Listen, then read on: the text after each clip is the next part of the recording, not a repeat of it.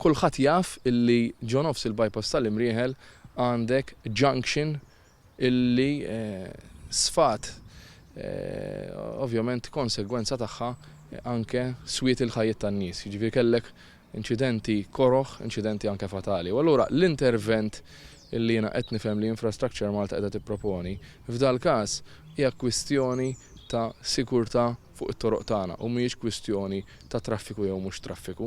Informat ukoll illi ser jiġi propost li tkun imtawla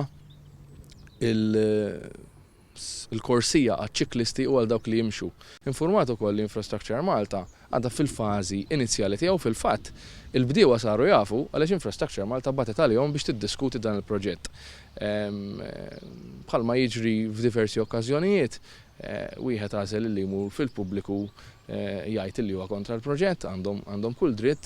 Aħna kif għamilna f'diversi proġetti nisimgħu, naraw illi l-ħtieġa tiġi indirizzata, naraw illi ma jkunx hemm kemm jista' jkun inkonvenjent, u mbagħad l-awtoritajiet responsabbli jiddeċiedu jekk il-proġett għandu xi jkun approvat jew le.